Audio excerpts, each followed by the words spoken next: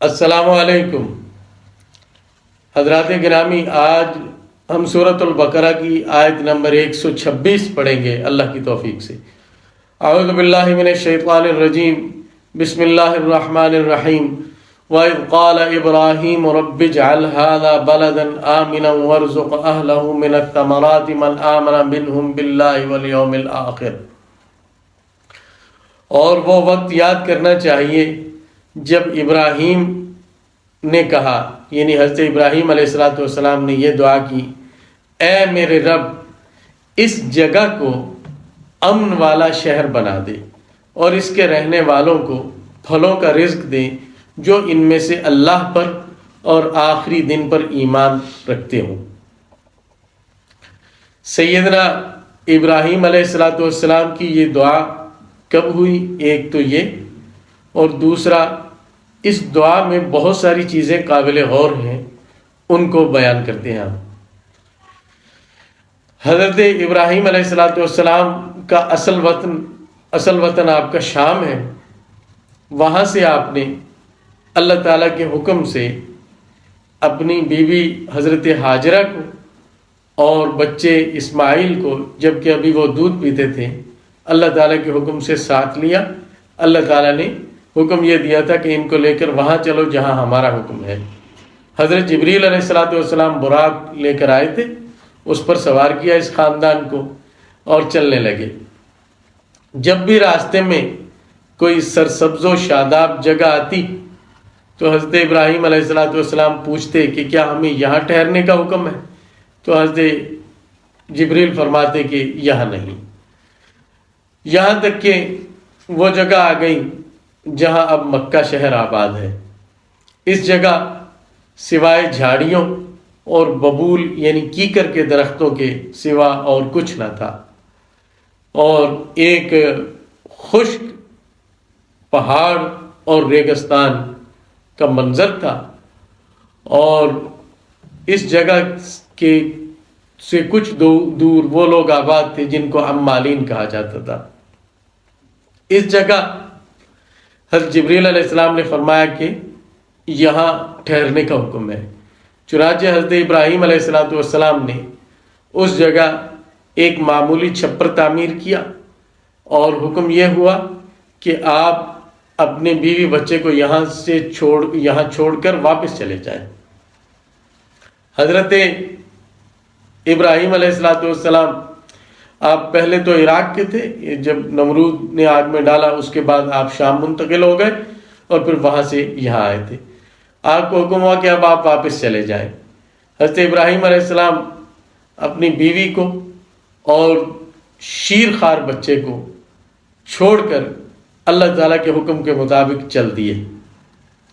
حضرت حاجرہ نے آوازیں بھی دیں کہ آپ ہمیں کیسے چھوڑ کے جا رہے ہیں، لیکن اللہ کے خلیل علیہ السلام نے جواب دینا بھی کامل فرما برداری کے خلاف سمجھا اور چلتے چلے گئے، رکے بھی نہیں، ان کی طرف متوجہ بھی نہیں ہوئے، مڑ کر بھی نہیں دیکھا۔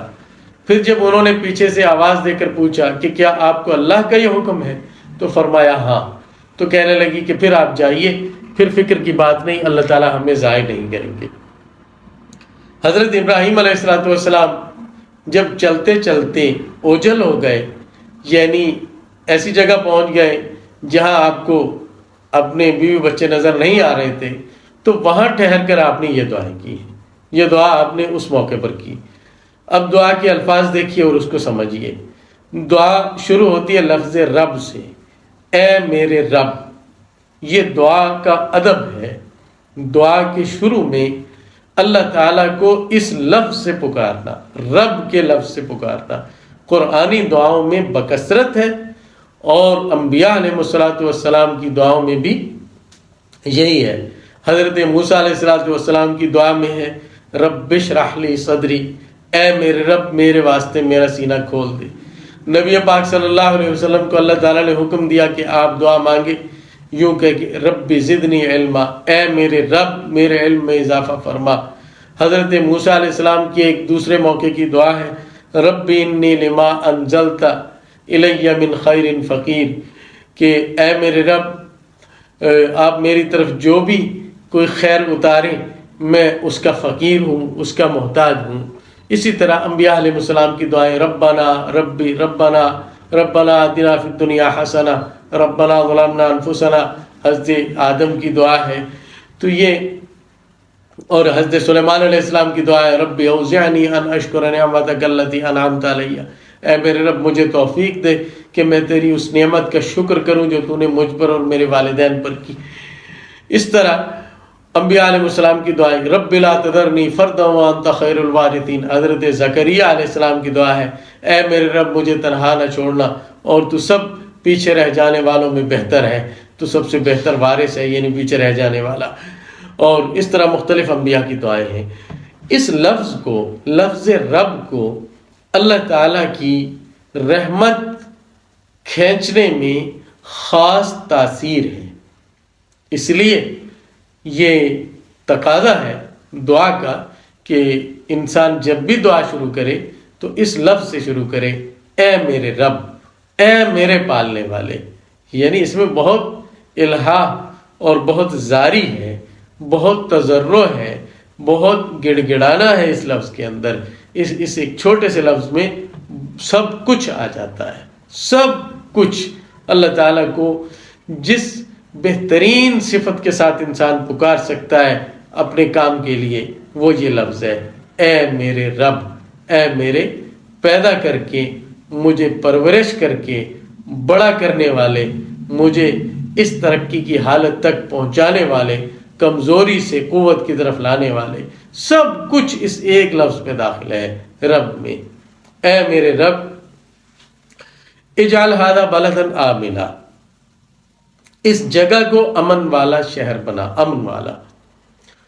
قرآن مجید میں اور بھی کئی مقامات پر حضرت ابراہیم علیہ السلام کی اس دعا کا ذکر ہے، وہاں لفظ بدلا ہوا ہے، رب اجعل ھذا البلد آمنا، اور یہاں ہے ھذا بلدا آمنا۔ بلدن نکرہ ہے، نکرہ کا معنی غیر متعین، اور البلد معرفہ ہے جس کا معنی ہے متعین۔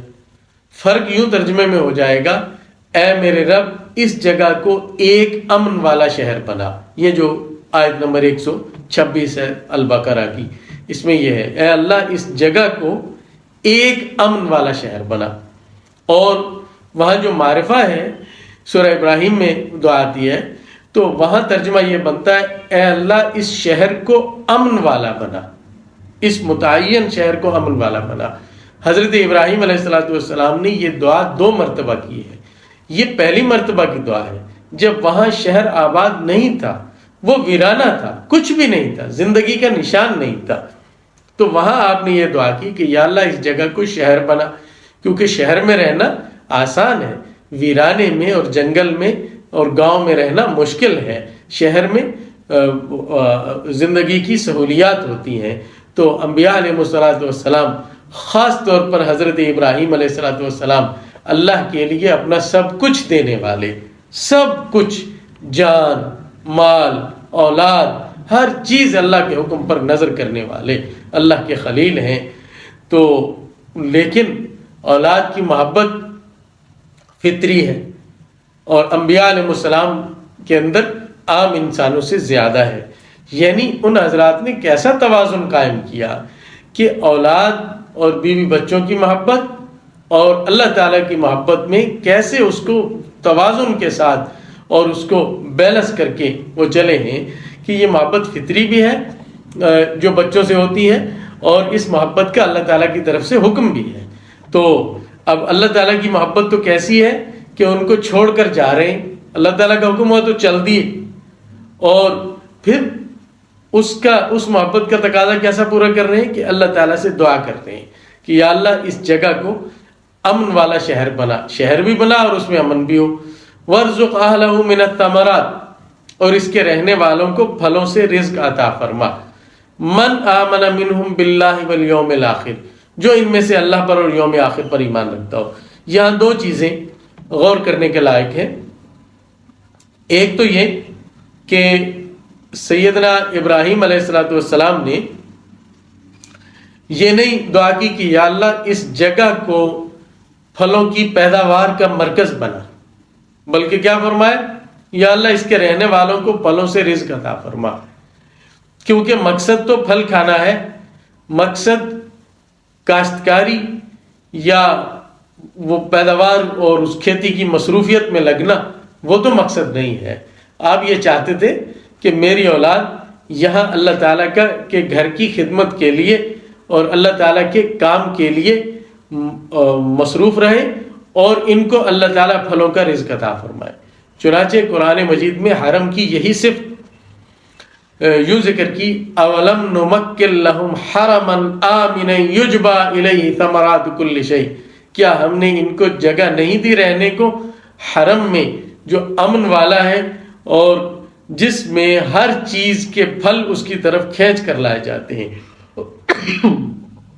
یعنی دعا کا خلاصہ یہ ہوا کہ پھل پیدا تو کسی اور جگہ پر ہو، ان کو مل جائے۔ انسان کو اپنی دعاؤں میں بیدار رہنا چاہیے، دعا میں مصیبت نہیں مانگ لینی چاہیے، جو اصل مقصود ہے وہ مانگے۔ دودھ چاہیے تو اس کے لیے بھینس نہ مانگے، بلکہ یا اللہ مجھے اچھا دودھ آسانی کے ساتھ عطا فرما، فراوانی کے ساتھ عطا فرما۔ اب اللہ تعالیٰ اپنی حکمت سے چاہیں گے تو بھینس دے دیں گے اور اس کو آسانی کے ساتھ اس کا پالنا مہیا ہو جائے گا، اور اگر چاہیں گے، اور وہی صورت بہتر ہے کہ بھینس رکھے بغیر اللہ تعالیٰ اچھا دودھ مہیا فرما دیں گے۔ اس طرح انسان کو کرنا چاہیے، ہوش کے ساتھ دعا کرنی چاہیے، مصیبت اور مشقت نہ انسان مانگتا پھرے، بلکہ اس کا جو ثمرہ ہے اور آخری نتیجہ ہے وہ۔ دوسرا یہ کہ اس آیت میں ثمرات کی دعا ہے، ان کا ترجمہ ہم نے پھل کر دیا، اور پھل جس طرح درختوں کا ہوتا ہے اسی طرح مختلف اشیاء کا پھل بھی ہوتا ہے۔ بہت ساری دستکاریاں ہیں، ان سے جو چیز بن کر نکلتی ہے وہ ان کا پھل ہے، مشینری کا پھل ان کے جو نتائج حاصل ہوتے ہیں وہ ان کا پھل ہے۔ اور حرم کی یہ خاصیت ہے، اور شاید حرم محترم ہی کی ہے، کہ اس میں دنیا بھر کی مصنوعات دستیاب ہے، دنیا بھر کے پھل دستیاب ہیں، اور وہاں نہ کوئی چیز بنتی ہے اور نہ ان حدود میں پیدا ہوتی ہے۔ اللہ تعالیٰ نے ایسی دعا حضرت اپنے خلیل کی پوری کی۔ اور آگے آپ نے قید لگائی جو اللہ پر اور آخرت کے دن پر ایمان رکھتا ہو ان کو یہ عطا فرمائیے۔ یہ اس وجہ سے کہ حضرت ابراہیم علیہ السلام اس سے پہلے دعا کر چکے تھے ایک موقع پر اپنی اولاد کے لیے امامت اور قیادت کی، اس کا ذکر پیچھے گزر چکا ہے کہ انہوں نے یہ دعا کی کہ یا اللہ میری اولاد میں سے بھی، جب اللہ تعالیٰ نے ان کو فرمایا کہ ہم آپ کو لوگوں کا امام اور پیشوا بنائیں گے، تو فرمایا کہ یا اللہ میری اولاد میں سے بھی، تو اللہ تعالیٰ نے فرمایا کہ میرا یہ عہد ظالموں کو نہیں پہنچے گا، یعنی یہ صرف ایمان والوں کے لیے مخصوص ہے۔ تو اس جو اللہ تعالیٰ کی طرف سے جو جواب آیا تھا وہ تنبؤ کے لیے کافی تھا، اس لیے اب دنیاوی ترقی کے لیے بھی صرف اپنی ایمان والی اولاد کے لیے دعا کر رہے ہیں۔ جواب کیا آیا؟ اسی آیت میں ہے قال، اللہ تعالیٰ نے فرمایا ومن کفر فامتعه قلیلا، کہ جو آدمی کافر ہوگا میں اس کو بھی تھوڑا کچھ نفع دوں گا۔ مطلب یہ کہ یہ جو دنیا کی آپ ترقی کی دعا کر رہے ہیں یہ سب کے لیے عام ہے، یہ مومن کافر سب کے لیے عام ہے، لیکن کافر کے لیے صرف دنیاوی زندگی میں آپ کی اولاد میں جو کافر ہوگا اور یہاں حرم کا رہنے والا ہوگا اس کو یہ سب فوائد اور برکات حاصل ہوں گی دنیا کی، لیکن وہ قلیل اس لیے کہ وہ اس کی زندگی تک ہے، زندگی کے بعد نہیں۔ ثم اضطرہ الی عذاب النار، پھر میں اس کو مجبور کر کے لے جاؤں گا، اس کو کشا لے جاؤں گا آگ کے عذاب کی طرف، جہنم کے عذاب کی طرف۔